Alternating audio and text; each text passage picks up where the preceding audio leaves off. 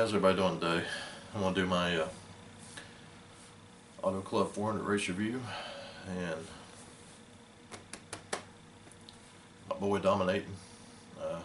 We stepped up to the plate today, and we had a great day, won the race, both stages.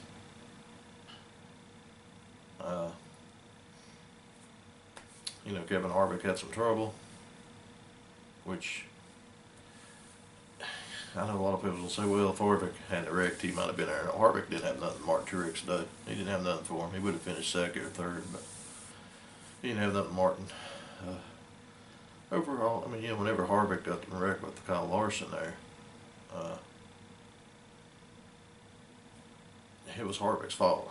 He just come down too low, clipped Larson there, and spun out. But other than that, that was it in terms of wrecks and stuff. I had a couple people hit the wall. David Ragan, Trevor Bayne, somebody I can't remember. But Martin Truex dominated stage 1, dominated stage 2, and his car was equal for about 10 laps on the fresh tires. But after 10 laps, Martin Truex took off and he was gone, hitting the road. Say bye-bye. But I know they was getting close. They've been close the last few weeks. That's why I picked him. This week I picked him to finish second, which I picked Harvick to win. I only got 2 out of the top 5. But let's see here. If we take a look at the running list, how about Erik Jones 7th, Ryan Blaney 8th. Good solid runs. But there is one thing I want to point out, and that's watching a video with another YouTuber called Charlie NASCAR. I gotta agree with him. The commercials are ridiculous. Fox Sports used to be better than this. Now it's like Charlie said, they were the next name called the commercial 400. Because like every 3 minutes, it's like, oh, we're good. 5 minutes commercials coming up, boo. So I gotta agree with him there, but all I can say is Martin dominated that race. People can say whatever they wanted to. Harvick could have stayed in the race, the whole race. He would not have won today. Martin was hooked.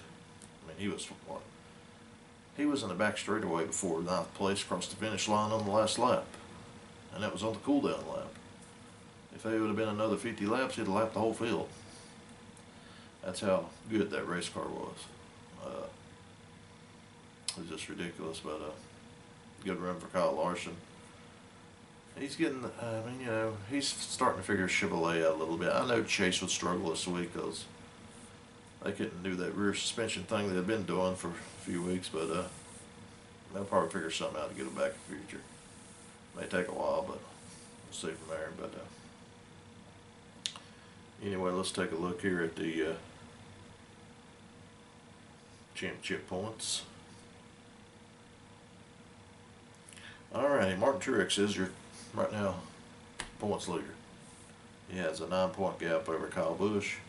Joey Logano's in 3rd, 19 behind. Brad Keselowski's 4th, 33. Ryan Blaney, 35.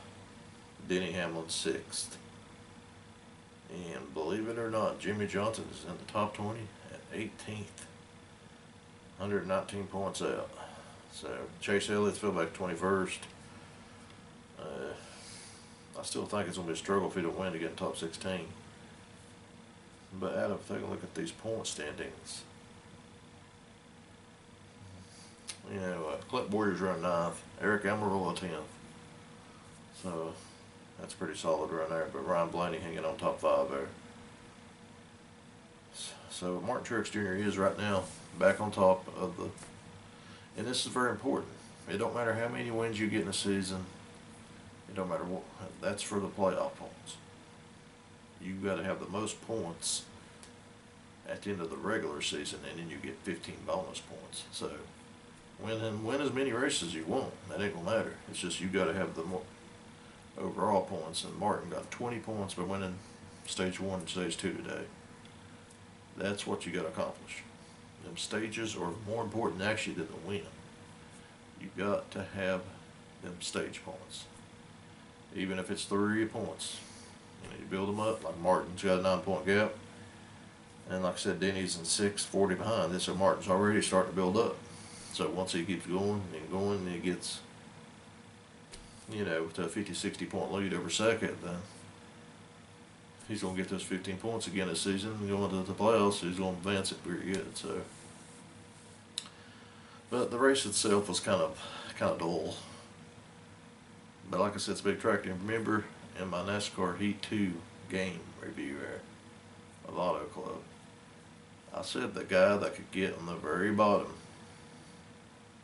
coming off of 3 and 4, and that's, if you watch Martin Truex Jr., that's where he was. Everybody else is running that higher groove, but every lap Martin was on the very bottom. And he would come off of turn 4 from the very bottom and let that car slide all the way to the wall. With the momentum, that's where he was killing Kyle at.